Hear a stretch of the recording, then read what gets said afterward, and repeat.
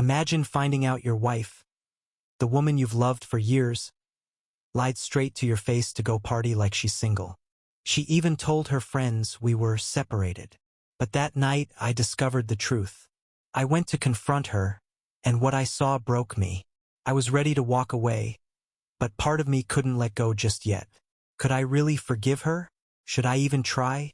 This story is about betrayal, facing the hard truths, and the painful road of rebuilding or letting go. Stick around, it's a roller coaster. My wife, Katie, was 27 at the time. I met her long after her college days, but I had heard plenty about them. Katie always had this wild, free spirit in her. From what she had told me, she and her best friend, Lauren, were practically inseparable in college. They went to every party, every bar, every late-night adventure you could imagine. Sometimes, I found it hard to believe she had managed to graduate, given how wild those stories were. By the time we met, Katie had calmed down, or so I thought.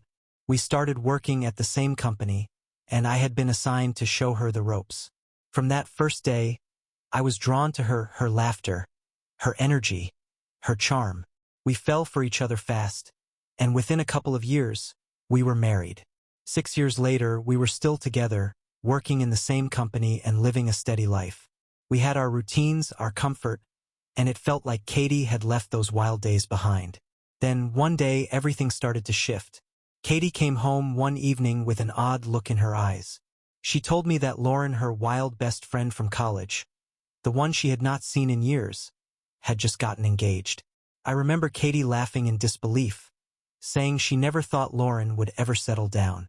She had always seemed like the one who would stay single, keep partying, keep exploring. Katie was invited to the bachelorette party. I will admit I was a bit nervous. Lauren had always been a wild influence on her, and part of me was worried. But Katie assured me it would be fine. She promised she was just going to catch up with an old friend, and nothing more. Deep down, though, I could not shake this feeling of unease. We had agreed long ago that she would stay distant from that lifestyle for the sake of our marriage. But I trusted her. After all, 6 years of marriage had to count for something, right? A few days later, Katie told me she would be spending the evening with her parents and that she would be back after dinner. It seemed innocent enough. Katie was close with her family, and it was not uncommon for her to have dinners with them without me. I told her to have a good time and went on with my day. When I got home from work that night, I went to take out the trash and noticed something unusual. Sticking out from the top of the garbage bag was a small postcard. Curious, I pulled it out and took a closer look. My heart dropped. It was an invitation to Lauren's bachelorette party that very night. And it was not a simple dinner or a quiet celebration. No, it was being held at one of the city's most notorious men's strip clubs. I stood there, frozen, staring at the invitation. Katie had lied to me. She had told me she was going to her parents' house. But in reality, she was at a bachelorette party in a strip club, reliving those old college days I thought she had left behind. My heart pounded in my chest. I felt anger, confusion, betrayal, all mixing together in a blur of emotions. Without thinking, I grabbed my keys and headed out the door. I drove straight to the club, my mind racing with thoughts of what I might find. I could barely believe I was doing this. I had always trusted Katie, but right now, I felt like I had to know the truth. I had to see for myself what was happening. When I arrived, the music was pounding, and the atmosphere was wild. Women were laughing, cheering, throwing bills at the dancers. I walked through the crowd, searching for her, feeling like I was in a nightmare. After asking around and hearing a few surprised laughs, I finally found someone who recognized Lauren's name. A woman told me that Lauren, my wife, and a couple of other women had left the club with 2 men about 30 minutes ago. My stomach twisted. The woman mentioned a nearby hotel, and without a second thought, I headed there, calling Katie's phone over and over, but she never picked up. My mind raced with horrible possibilities. Was I overreacting? Or was I about to face something that would change everything? I arrived at the hotel, tense and desperate. I approached the receptionist and asked for my wife's name, hoping for a miracle, but the receptionist would not give me any information. So I waited. I paced the lobby, my hands shaking, my mind reeling. Minutes passed, but it felt like hours. I kept looking toward the elevator, hoping I was wrong, hoping she would walk out of there alone or at least with a reasonable explanation. Finally, the elevator doors opened. Katie stepped out, her hair slightly tousled, her face flushed. She was with a man I had never seen before. They were laughing, looking at each other in a way that sent a pang straight through my heart. As soon as she looked up and saw me, her face turned pale. Her hand flew to her mouth, and tears filled her eyes. She knew I had caught her. The man beside her looked awkward, confused, not entirely aware of what was going on. When he realized I was her husband, he looked away, muttering something under his breath before quickly heading in the opposite direction. He clearly did not want to be part of whatever mess this was. Katie stood there, rooted to the spot, staring at me with a mix of fear and guilt. I felt 1,000 things I wanted to say, but no words came out. Finally, I managed to ask, "What happened tonight, Katie?" Her voice shook as she replied, I made a mistake, a huge mistake. I just wanted to have some fun, to feel, I do not know, free like I used to." I clenched my fists, feeling a surge of anger I could barely control. "So you lied to me? You said you were going to see your parents." She looked down, her tears spilling over, and whispered, "I did not know how to tell you.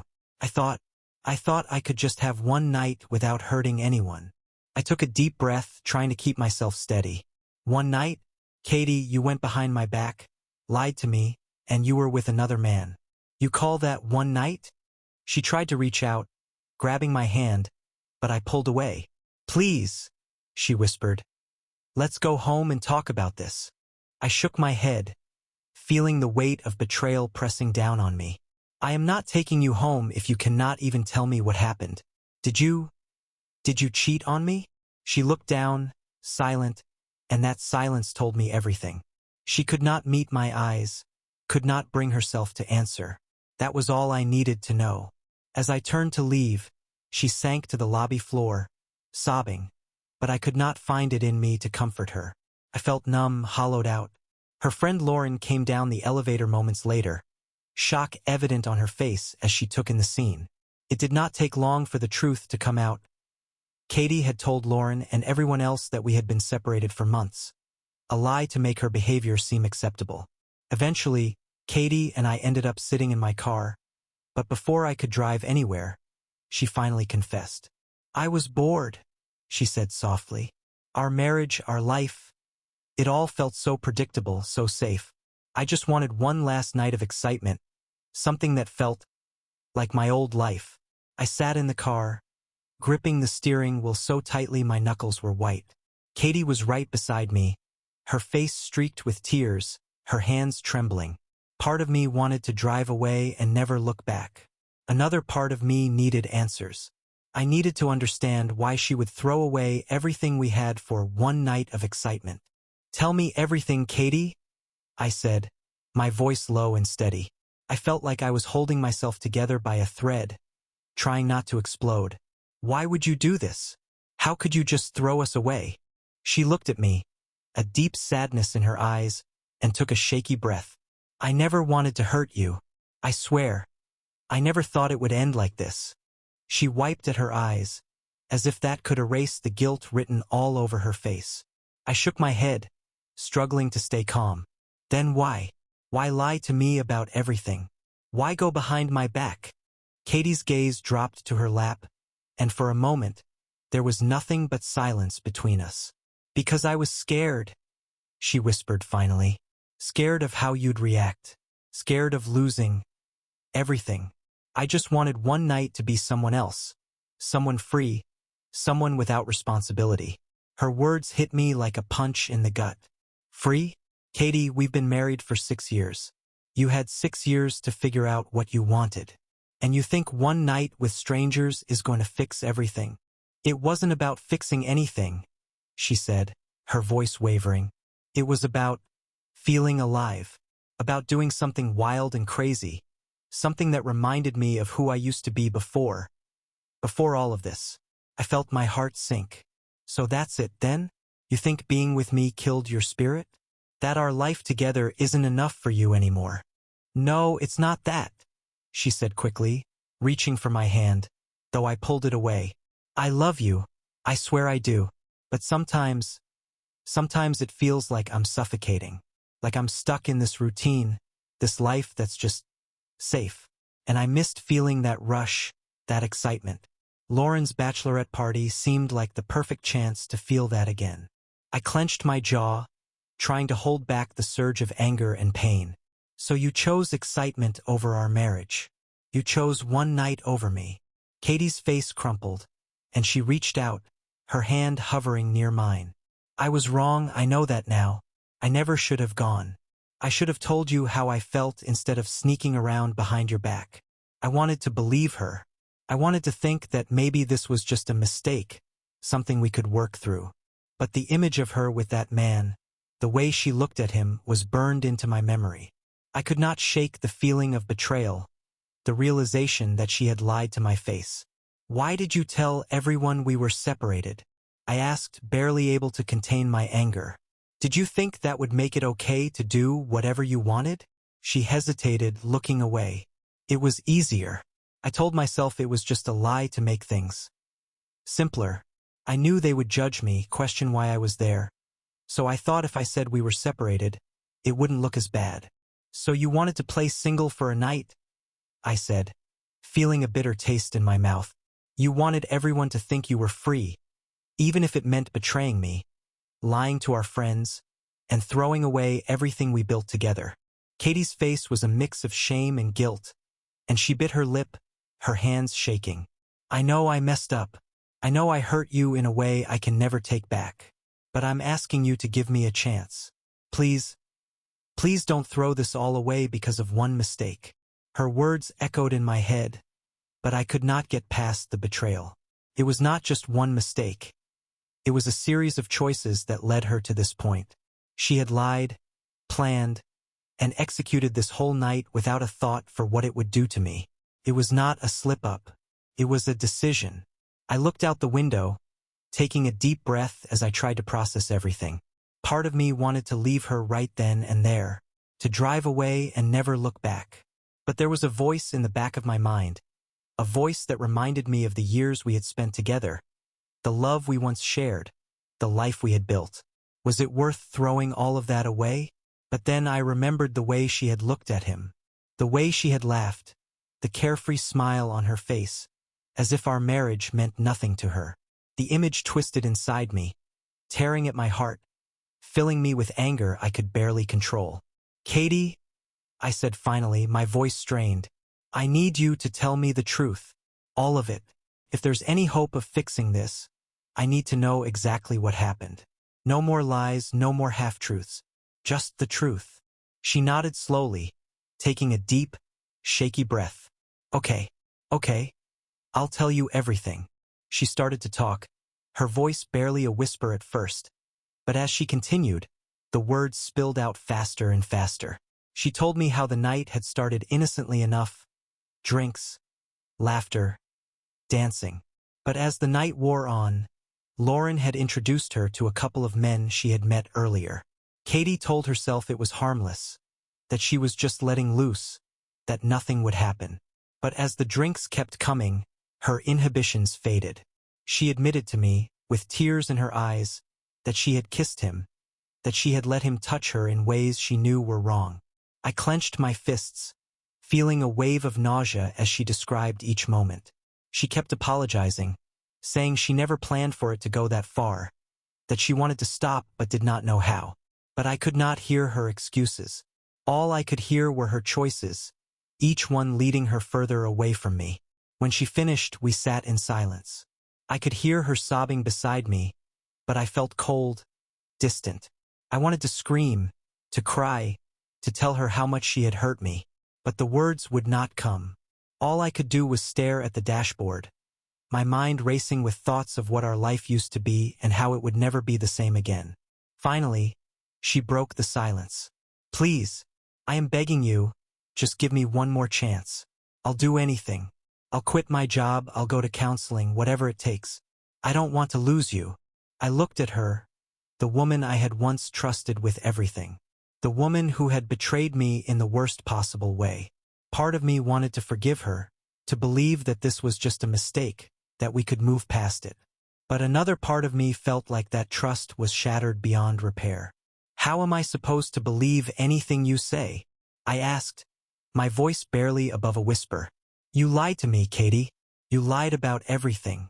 You told everyone we were separated so you could live out some fantasy. How am I supposed to believe that you still love me? She sobbed, clutching at my arm. I know I don't deserve it. I know I ruined everything. But please don't give up on us. I'll spend the rest of my life making it up to you if you'll just give me one more chance. I sat there, torn between the love I once felt and the betrayal that now defined our relationship. Could I ever look at her the same way? Could I ever forgive her for what she had done? Or was it time to let go and move on? The questions hung in the air, unanswered, as I sat in that car with the woman I no longer recognized. I knew that no matter what I decided, nothing would ever be the same. I drove us home that night in complete silence. Katie sat beside me, her head turned toward the window, tears streaming down her face. My mind was a storm of thoughts, memories, and painful realizations. I could feel the weight of everything between us, the shattered trust, the betrayal that lingered like a dark cloud. The woman sitting next to me was a stranger now, someone I could hardly recognize, and the future that once seemed so clear felt twisted and uncertain. When we got home, Katie tried to speak again, but I held up my hand. Not tonight, I said, my voice cold and firm. I need some time to think. I can't even look at you right now. She looked down, nodding silently, and went to the guest room without another word. I stood there in the quiet, staring at the empty space where she had been just moments ago, feeling a hollow ache deep within me. The next few days passed in a blur. Katie did everything she could to prove she was sorry. She left me notes, sent me texts apologizing over and over, and asked if we could sit down and talk. She even suggested marriage counseling, saying she was willing to do anything to make things right. But every time I looked at her, all I could see was the woman in that hotel lobby, standing beside another man, laughing and smiling like our marriage meant nothing to her. I tried to focus on work, to distract myself from the pain, but it was impossible. Every quiet moment, every lull in my day, brought the memories rushing back. The questions haunted me, gnawing at me from the inside. Could I ever forgive her? Did I even want to try? Or was this the end? One evening, about a week after that night, Katie finally cornered me in the living room. She stood in front of me, her face pale, her eyes red from crying. Please, she said, her voice barely a whisper. I can't go on like this. I know I made the worst mistake of my life, and I'll do anything to fix it.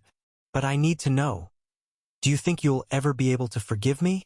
I stared at her, feeling the weight of her words pressing down on me. Part of me wanted to believe her, to believe that this could be something we could work through. But another part of me was screaming to get out, to leave and never look back. I don't know, Katie, I replied, my voice filled with pain. I don't know if I can ever look at you the same way again. You didn't just make a mistake, you made a choice. A choice to lie, to betray me, to act like our marriage didn't matter. She took a shaky breath, tears filling her eyes. I know, and I hate myself for it.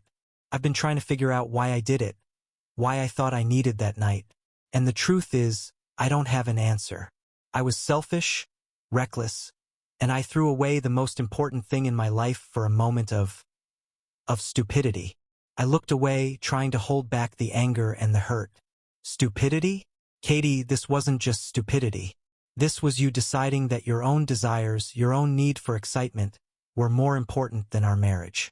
You chose to hurt me, to lie to me, because it was easier than facing whatever you were feeling.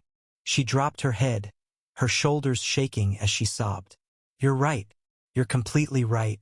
I don't deserve your forgiveness, and I don't deserve to be in your life after what I did. But I'm begging you, please, don't give up on us. I stood there, torn between the love we once shared and the betrayal that now defined our relationship. Part of me wanted to hold her, to tell her that we would find a way through this. But another part of me, the part that felt shattered and betrayed, knew that things could never go back to the way they were. After a long silence, I finally spoke. Katie, I don't know if I can ever forgive you. I don't know if I can ever trust you again. And without trust, what do we even have? She looked up at me, her eyes filled with desperation. We have memories, love, years of a life we built together. Doesn't that count for something? I sighed, feeling the weight of her words, the memories that we shared, the love that once filled our home. Maybe it does, but maybe it's not enough to fix this. Love alone can't erase the lies, the betrayal. It can't take back what happened. Katie fell to her knees, clutching at my hands. Please, just give me a chance to prove that I can change, that I can be the wife you deserve. I know I messed up, but I'm willing to do anything to make this right. Just tell me what you need, and I'll do it. I pulled my hands away, feeling a hollow ache in my chest. Katie, I don't think there's anything you can do to fix this. Trust is something you can't rebuild with words. It takes time, it takes actions, and even then, I don't know if it's possible. She collapsed, sobbing uncontrollably on the floor, and for a moment, I felt a pang of sympathy. But it was quickly replaced by the memory of that night, the image of her standing with that man, laughing and smiling like I didn't even exist. The next day, I decided to stay with my brother for a while. I needed space, distance, a chance to think without being constantly reminded of her betrayal. Katie begged me not to go, but I had already made up my mind. I packed a bag, left her standing in the doorway, and drove away, feeling a mix of relief and pain. My brother welcomed me with open arms, letting me crash on his couch and giving me the space I needed. We spent hours talking, and he listened as I poured out my pain, my anger, my confusion. He didn't judge, didn't offer empty platitudes. He just listened, giving me the support I desperately needed. As the days turned into weeks, Katie's calls and texts continued. She apologized over and over, telling me how much she missed me, how much she regretted everything. But I couldn't bring myself to respond. I couldn't face her, couldn't deal with the flood of emotions that hit me every time I saw her name on my phone. Then, one day, Katie showed up at my brother's house. She stood on the doorstep, looking fragile and broken, her face pale, her eyes red from crying. My brother let her in, though he gave me a look that clearly said, "Do you want me to make her leave?" I took a deep breath and nodded, deciding that maybe it was time to hear her out one last time. She sat across from me, wringing her hands nervously. "I know you probably don't want to hear this, but I need to say it. I need you to know that I'm not the same person I was that night. I've spent every single day regretting what I did, trying to figure out how to make it right. I'm going to therapy, working on myself, trying to understand why I did what I did." I listened, my arms crossed, feeling a flicker of hope mixed with doubt. She seemed sincere, broken in a way that almost made me want to believe her. But the pain was still there, lurking beneath the surface, reminding me of the betrayal that tore us apart.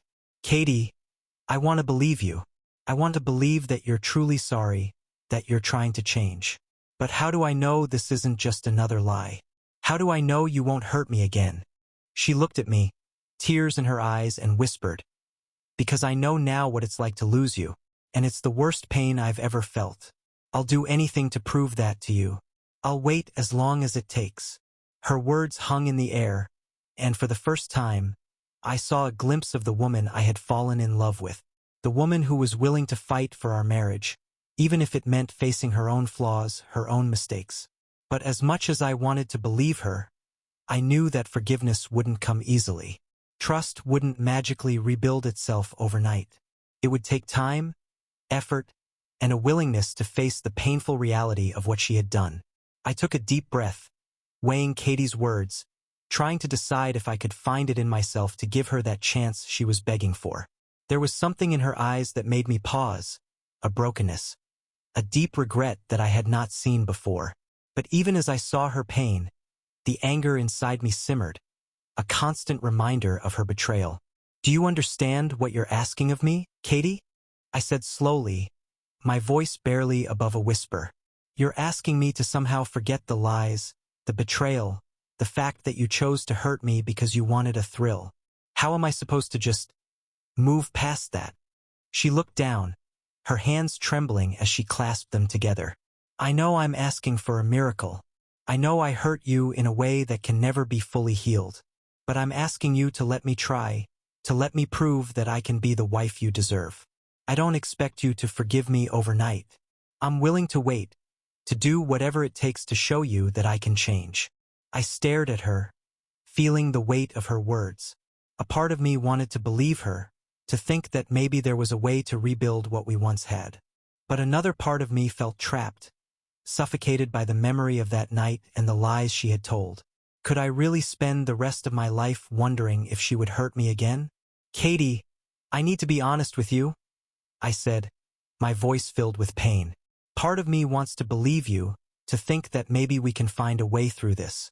But another part of me feels like I'll never be able to trust you again. And without trust, what kind of marriage would we have? She nodded, tears spilling down her cheeks as she listened. I understand. I know trust is something I have to earn back. And if that means starting from scratch, from building it one step at a time, then that's what I'll do. I'm willing to do whatever it takes to show you that I'm committed to making this right. I took a deep breath, feeling a flicker of hope mixed with doubt. All right, Katie, if we're going to try to make this work, there need to be some conditions.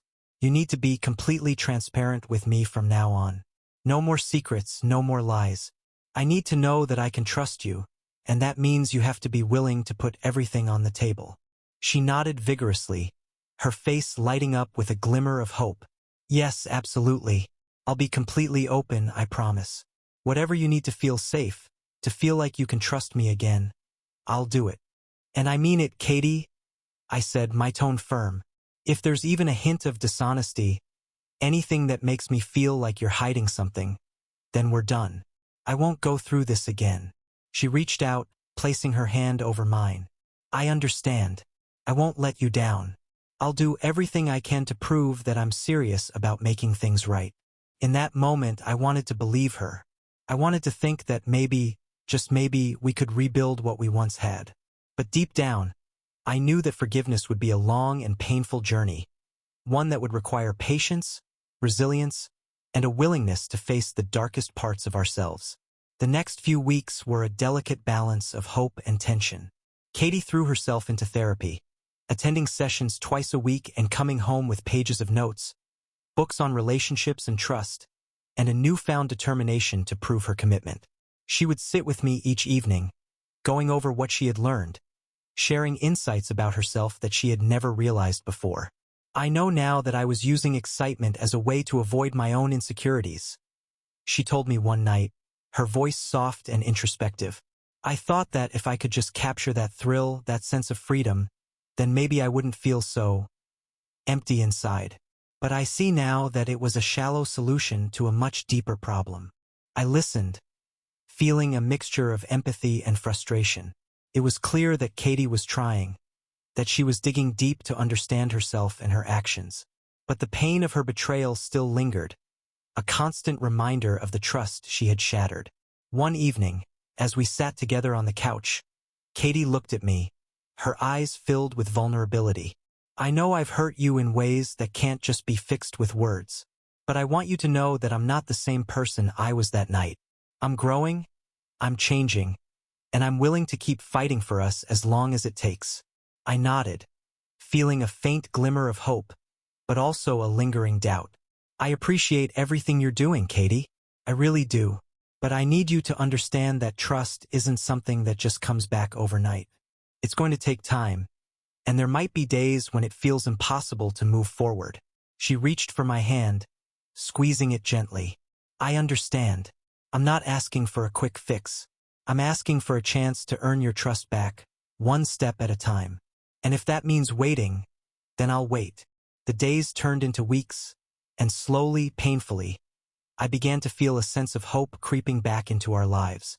Katie was committed to her therapy, constantly working on herself and sharing her progress with me. She even insisted on checking in with me throughout the day, letting me know where she was, what she was doing, in an effort to prove her transparency. But even as things seemed to improve, the scars of her betrayal remained, a shadow that lingered over us. There were nights when I would lie awake, staring at the ceiling, replaying the events of that night in my mind, wondering if I was a fool for giving her another chance. Could people really change? Or was I just setting myself up for more heartache? One evening, about 3 months after that night, Katie suggested we take a weekend trip to a cabin in the mountains. She said it would be a chance for us to reconnect, to focus on each other without the distractions of daily life. I was hesitant at first, worried that being alone together might bring up old wounds. But part of me wanted to believe that maybe this trip could be a fresh start, a chance to move forward. We packed up and drove to the cabin, the air between us filled with a mixture of hope and tension. As we unpacked, Katie seemed genuinely happy, her face glowing with excitement as she planned out the weekend. She had brought a stack of books on rebuilding trust and strengthening relationships, along with a few games and activities to help us reconnect. That first night, we sat by the fireplace, talking late into the night about our hopes, our fears, our dreams for the future. Katie opened up about her insecurities, her fear of failure, her need for validation, and how those feelings had led her down a destructive path. She admitted that she had used excitement as a way to escape her own unhappiness, but that now, she was committed to finding fulfillment within herself, without needing to seek it elsewhere. As I listened, I felt a sense of connection that I hadn't felt in a long time. It was as if, for the first time in months, I could see a glimpse of the woman I had fallen in love with, the woman who was willing to face her own flaws, her own mistakes, and do the hard work to make things right. But even as we talked, even as I felt a flicker of hope, I knew that one weekend wouldn't erase the pain, wouldn't magically heal the wounds that had been inflicted. It was going to be a long, difficult journey, one that would require both of us to be honest, vulnerable, and willing to face the darkness that lay between us. That night, as I lay beside her in the quiet of the cabin, I found myself wondering if this was truly the beginning of something new. Could we rebuild what we had lost? Or was the pain too deep, the wounds too raw, for us to ever find our way back to each other? The questions lingered, unanswered, as I drifted into a restless sleep, caught between hope and doubt, between love and betrayal. The next morning, I woke up to the smell of coffee brewing. Katie was already in the kitchen, humming softly to herself as she prepared breakfast. The cabin was filled with a cozy warmth, the fire crackling softly in the background. For a moment, it felt like we were just a normal couple, two people enjoying a peaceful weekend away from the world. Katie looked up as I entered the kitchen, a shy smile on her face. "Good morning," she said softly, handing me a steaming mug. "I thought I'd make us some breakfast. Maybe we could go for a hike after." I took the coffee, nodding slowly. "That sounds nice," I replied, trying to push aside the lingering doubts that still haunted me. She was trying so hard, doing everything she could to show me that she was committed to rebuilding our relationship. And as much as I wanted to believe her, to let myself fall back into the rhythm of our old life, a part of me remained guarded, cautious. We ate breakfast in silence, the tension between us softened by the warmth of the cabin and the quiet comfort of the morning. After we finished eating, we set out on the hiking trail that wound through the woods behind the cabin. The air was crisp, filled with the scent of pine and earth, and for the first time in months, I felt a sense of peace settling over me. As we walked, Katie reached for my hand, her fingers intertwining with mine. I hesitated for a moment, feeling the familiar warmth of her touch, the softness of her skin against mine. It felt both comforting and strange, a reminder of what we once had and a glimpse of what might still be possible. "I know things will never be the same," she said quietly, breaking the silence. "But I want you to know that I'm here for the long haul. I'm willing to do whatever it takes, for however long it takes, to earn your trust back." I looked at her, seeing the sincerity in her eyes, the vulnerability that she had once hidden behind walls of confidence and bravado. "It's hard, Katie," I admitted, my voice filled with a mixture of pain and hope. "Some days I feel like maybe we can get through this, but other days the memories, they just come flooding back, and it's like I'm right back in that hotel lobby, seeing you with him." She nodded, her grip tightening on my hand. "I know. I can't imagine how hard this is for you, and I'll never be able to fully understand the pain I put you through. But I promise, I'll never stop trying to make it right." We walked in silence for a while, the only sound the crunch of leaves beneath our feet. The woods felt like a refuge, a place where we could escape the weight of our reality, if only for a little while. But as we continued down the trail, I felt the questions bubbling up inside me, questions I had been too afraid to ask, too afraid to face. "Katie," I said, my voice hesitant, "I need to know, was it just that one night? Or was there more?" She stopped walking, her face pale as she looked up at me, the truth reflected in her eyes before she even spoke. "It was just that one night," she whispered, her voice trembling. "I swear, there was nothing before that. It was a moment of weakness, a stupid, reckless decision. But it wasn't something I had been planning or thinking about." I studied her, searching her face for any sign of deception, any hint of dishonesty. But all I saw was regret, a deep sadness that seemed to weigh down every word she spoke. "I believe you," I said finally, though the words felt heavy, laden with doubt. "But believing you doesn't mean I can forget. It doesn't mean the pain goes away." She nodded, a tear slipping down her cheek. "I know, and I don't expect you to forget. I don't expect the pain to magically disappear. All I can do is keep showing up, keep proving to you that I'm committed to this, to us." As we continued walking, I felt a strange mixture of relief and sadness, a sense that we were both trying, both fighting for something that felt impossible to hold on to. And yet, in that moment, with her hand in mine, I couldn't help but feel a flicker of hope, a small spark of the love that had once defined our lives. When we returned to the cabin, Katie suggested we spend the evening talking, really talking about everything, our fears, our hopes, our dreams for the future. She wanted us to lay everything out on the table, to be completely honest with each other in a way that we hadn't been in a long time. "I want to know everything," she said, her eyes earnest, her voice filled with determination. "I want to understand your pain, to see it, to feel it, and I want you to understand mine too. Maybe if we can be honest, brutally honest, we can start to rebuild something real." So we sat by the fire, sharing our deepest fears, our insecurities, our regrets.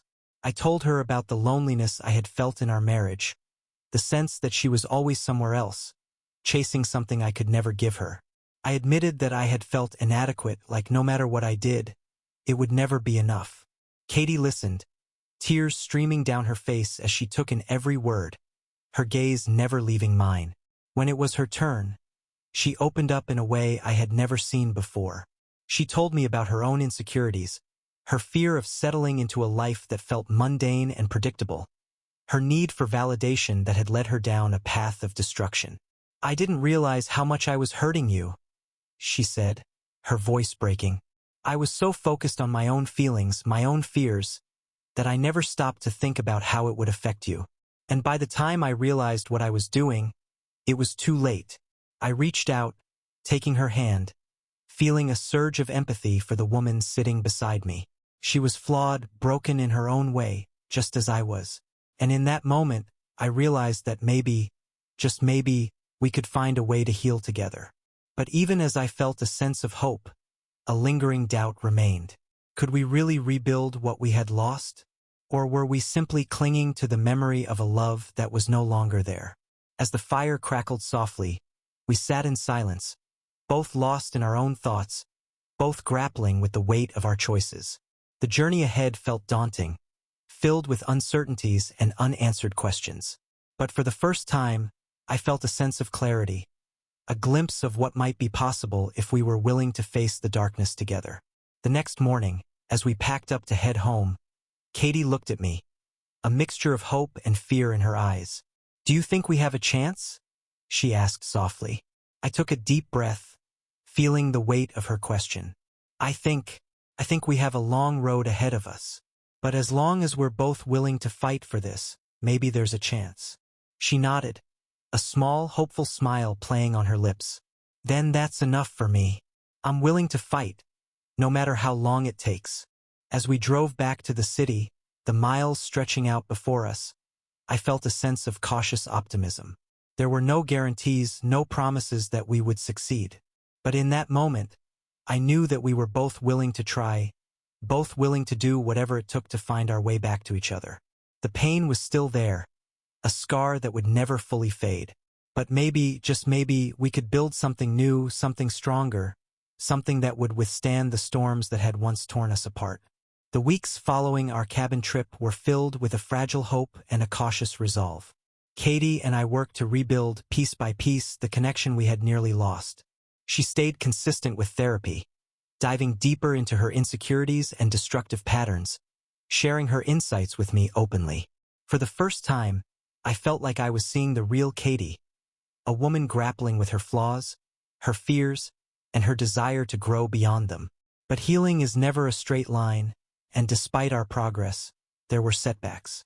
There were days when I would find myself flooded with memories of that night, the image of Katie standing beside another man, the laughter and smiles that made it feel like our marriage meant nothing to her. Those memories would claw at me, dragging me back into the pain, making me question if forgiveness was even possible.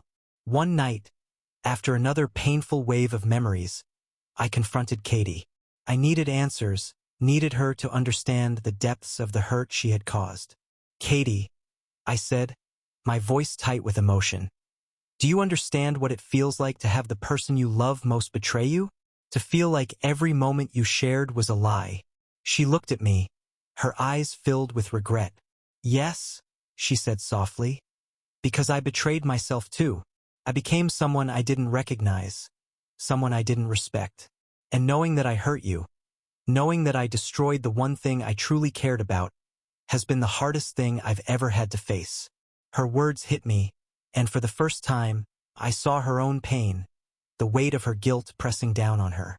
She was fighting her own battle, wrestling with the choices that had led her to that dark place. And in that moment, I realized that maybe we were both on this journey together, both struggling to find forgiveness, not only for each other but for ourselves. The turning point came one night, almost 4 months after everything had fallen apart. Katie and I were sitting on the porch, watching the sun set, lost in the silence that had become a comfort between us. She turned to me, her face solemn, and said, I need to tell you something. It's something I haven't been able to fully accept, but I think it's time. I looked at her, feeling a knot form in my stomach. What is it? She took a deep breath, her hands trembling slightly. I realized that night that I was running away from my own insecurities. I blamed you, blamed our marriage, for things I was afraid to face within myself. And I hurt you in a way that's unforgivable, but I've realized that until I can truly forgive myself, I'll never be able to fully be there for you. I sat there, absorbing her words, feeling a strange sense of understanding settle over me. I think I understand, I said quietly. Forgiveness isn't just about moving past what happened. It's about facing the parts of ourselves that we're afraid to acknowledge. I've been struggling with that too, trying to forgive you, but also trying to forgive myself for not seeing this coming. Katie reached for my hand, her touch gentle, grounding. I think maybe that's the real journey we're on, not just trying to forgive each other, but learning to forgive ourselves. And maybe, just maybe, if we can do that, we'll find a way to rebuild something even stronger. In that moment, I felt a release, a letting go of the anger that had held me captive for so long. Katie and I sat together, hand in hand, as the sun dipped below the horizon, casting a warm glow over everything. There were no guarantees, no promises of an easy path ahead. But for the first time, I felt a sense of peace, a quiet acceptance that maybe we could find a way through this together. The days that followed were filled with small victories. Katie and I established new routines, new traditions that helped us reconnect. We would go on walks in the evenings, talking about our day, our thoughts, our dreams. We attended couples counseling, working through the pain and learning how to communicate in ways we had never done before. There were still hard days, days when the memories would resurface, when the pain felt fresh and raw. But each time, we would face it together, leaning on each other as we navigated the complexities of healing. 6 months after that night, I realized something profound. I was no longer holding on to the resentment.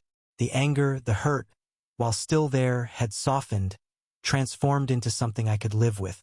I looked at Katie one morning, watching her as she went about her day, and felt a deep sense of gratitude for the journey we had taken. We had been through hell, faced our darkest moments, but we had emerged on the other side, stronger and more connected than ever. On our anniversary, I took her back to the cabin, the place where we had first started our path to healing. We sat by the fire, reminiscing about the past year, the struggles, the growth, the moments of joy that had slowly returned to our lives. "Katie," I said, taking her hand, "I never thought we'd make it this far. There were times when I was sure I couldn't do it, couldn't forgive you. But here we are, and I want you to know that I love you. Despite everything, I still love you." She looked at me, tears in her eyes, and whispered, "Thank you for not giving up on us. Thank you for giving me a second chance." As we sat there, wrapped in the warmth of the fire and the love we had fought so hard to reclaim, I felt a deep, abiding peace. The pain, the betrayal, would always be a part of our story, but it was no longer the end. It was the beginning of something new, something we had built together one step at a time. And in that moment, I knew that forgiveness, true forgiveness, was not about erasing the past. It was about embracing it, learning from it, and finding a way to move forward together.